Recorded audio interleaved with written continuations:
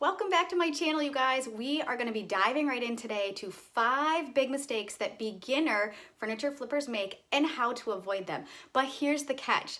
Not only are these mistakes just for beginners, some of you have been flipping furniture for a while and you are making these same mistakes. So this is not a video just for beginners. It is for all furniture flippers who are wanting to avoid big mistakes in their business. Now, this is not all of the mistakes. I wanted to choose just 5 that I thought were really important. So come along, you're gonna learn something new today. And if you find this video helpful, don't forget to like, share, and subscribe. I really appreciate it. All right, let's dive right in.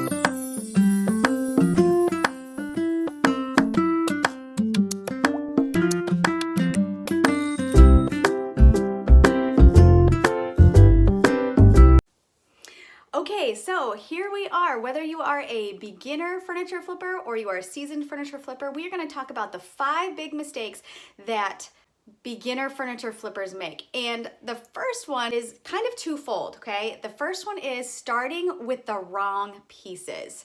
So the first part of this is when you begin furniture flipping, number 1, you need to research your area. You need to see what sells well and for what price that they are selling for. And when I first started flipping, I chose items that were not really selling well in my area. I chose pieces that I thought were cool, that I wanted to work on, and it took me a while to sell them. Now, part of it was my staging and selling myself and my piece, which we're gonna get to a little bit later in this video. But a big part of it was I did not research what pieces do well in my area.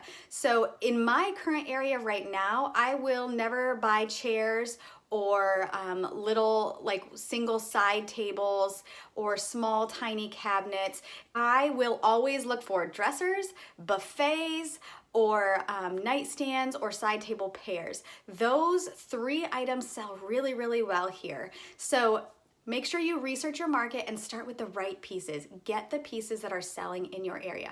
The second part of this is choosing pieces at the beginning that don't need a lot of work. And also, if you are a seasoned refinisher, this is kind of true as well, because when you get pieces that have a ton of damage, you're gonna be putting way more time into that piece than what you would have if you had gotten a piece that didn't need so much work. If you see a piece on the side of the road, inspect it. Like, does it have water damage? Does it have missing feet? Does it have drawers that you need to fix?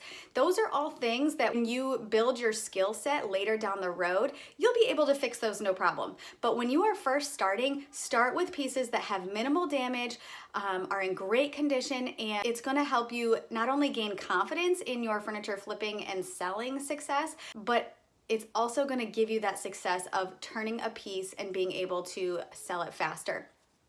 This piece right here is a piece that I had just refinished in this past year. And if I had started with this piece at the beginning, I would have probably crashed and burned and been so frustrated and not even wanted to continue in my business, okay? It had a rotted bottom. I had to redo the base. The doors were so warped from water damage, I actually had to rebuild the doors. I had to tear off so much veneer and fix it. I had to remake the back because it was covered in mold. The only thing that was in decent condition was the latticing on the doors on the top. I had to do a lot of work on the inside. It was just way too much work and I did not even get out of it what the time that I put into it. So this is, for newbies and seasoned people alike. Take care with the pieces that you choose. Now, I have a hard time turning down anything free, because to me, if I can sell the piece, if I have 0 money into purchasing a piece, to me, I feel like that's worth it. But if I were to look at it down the long road, it really isn't going to pan out as well as what I think. But that's my personal opinion. I have a really hard time turning away free. But when you're at the beginning stages of your journey, definitely turn away those pieces that need a lot of work. Save that for when you are comfortable with the furniture refinishing process to begin with. So that's number 1. Starting with the wrong pieces, that's a big mistake, okay? Number 2, feeling like you need all of the fancy tools. You do not need the fancy sanding system. You do not need the fancy sprayer. You don't need all the tools and gadgets like a carbide scraper and everything under the sun. The only thing you need are a select few tools. And once you have those, you are good to go. You need a orbital sander. You can get that for like $30, okay? You need if you want to spray, get a $30 sprayer online. It's very easy to find. You need a good brush if you're going to be brushing your pieces. You need a couple sandpaper grits, one for removing finishes, you know, a lower grit and then a higher grit for your finishing touches. And then you need your quality paint. Like, that's it. You don't need a lot to start. You don't have to wallpaper drawers at the beginning. You don't have to stencil the drawers at the beginning. Like, start really basic, and as you continue to grow and get comfortable in your business and how the process works, then put a little bit aside for after each sale and start getting those fancier tools. Yes, they will make your life easier, but at the beginning, you do not need all the fancy tools, okay? All right, number 3 is using the wrong products. And I know I'm gonna get some flack from other furniture refinishers on this. Some refinishers have had success, I have not. So let me tell you what I did at the beginning. When I first started this journey, I literally went into our spare closet that I had all of our paint that we had done our walls with. And I decided I'm just gonna use this paint. It's paint, right? So I used latex wall paint on my first pieces, and let me tell you, I did not have success. So I have my own experience to back this up. There are some refinishers that is all that they use, but I would say don't ever use wall paint on your furniture. The only time I've ever had success with it is when I was distressing a piece. I don't know, there's something about roughing up that latex paint that makes it more durable, but as a whole, I did not have good success with using latex. It does not bond to the piece well, it scratched easily, and it just did not give as good of a finish, in my personal opinion. There are so many quality products out there that are actually made for furniture. So some of my favorite paints that you can purchase right at your local hardware store, you can get Valspar cabinet and furniture paint. It's made for cabinets and furniture. I've heard really good things about Sherwin-Williams Emerald paint. My favorite paint, I've been doing this for 4 years, and the most durable water-based paint that I have found is Wise Owl 1 Hour Enamel. I love it so much that I have decided to retail their paint. You can find it on my website if you want to go here and just check it out. You can check my other social media pages where I show you how durable this paint is. I even have a short on it. I'm going to be showing you how I get that durable finish in another video coming up in the next few weeks. But if you like the chalk or mineral paints, we have at Wise Owl, we do have a chalk synthesis line if you like that kind of look. There's tons of other furniture paint companies out there. You just have to find what you like and what you feel is durable, gives a nice finish, and is easy to use. So number 3 is using the wrong products. Please don't buy the cheapest products. Don't go and get your wall paint. I know, that's my opinion. I have something to back it up with.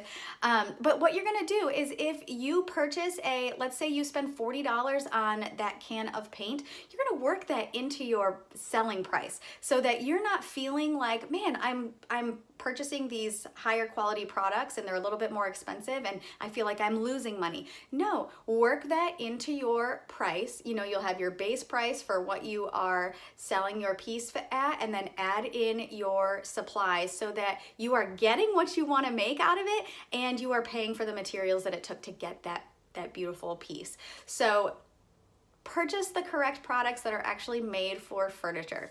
All right, number 4, undervaluing your work. This is a huge mistake that I see new refinishers make as well as seasoned refinishers. And this is something that I did at the very beginning. When I first started, I did not include any of my product costs, and I did not value my time.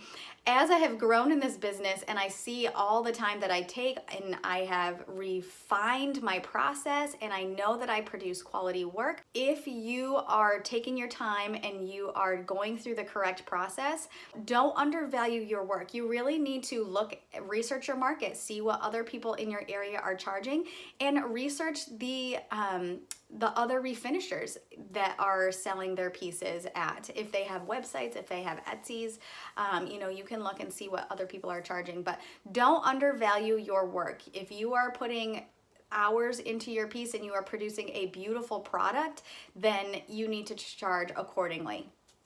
Okay, so number 5 is, this is a huge one, and this is where you will either soar or you will fall flat. One of the biggest mistakes that I see beginners and seasoned refinishers make is not selling yourself and your piece correctly on whatever platform you are selling. I don't see this as much on Etsy, because Etsy, you have to give, a lot of people are shipping furniture, and so you have to give a lot more details and that kind of thing. But I see this all the time, and I'm gonna post a couple examples here so you can see. One of the biggest mistakes that I see refinishers make when they list their piece on whatever platform, whether it be Facebook Marketplace, Nextdoor, not so much Etsy, I'm pretty much talking just about the local buy and sell groups. When you post a piece to your platform that you are selling on, you need to let the world know that you created that piece. You can see on my listing right here, when I post a piece, I always write on the first line, this piece was designed and painted by Home Grove Designs. Follow us here, here, and here to be the first to see new inventory. I'm selling myself. I'm letting everybody know I take this seriously. This is my job. And if you like this piece, then follow me so that you can see future pieces. And you're going to create a local following. Locals that see, oh, this is another Home Grove design piece. I love it. I'm gonna follow her on Facebook Marketplace, and I'm gonna go to her social media so I can see what she's working on. I have sold so many pieces from people that are local seeing what I'm working on and messaging me and saying, hey, can you send me photos when you're done? Hey, what are you doing to this piece? I'd like to know. Hey, have you chosen a color yet? I want this piece if you'd paint it in this color. So you want to sell yourself in every single listing that you make. The second part of this is not selling your piece correctly. So number 1, you need to have high quality photos, and you need to show the potential buyer how they can put this piece in their home. So you need to stage well, and staging well is a whole nother topic that I will cover in another video. It is a skill that you have to learn. But when you post this piece to your buy and sell groups, to your Facebook Marketplace, even to Etsy, you need to have good photos. And the second part of this is you need to sell your piece.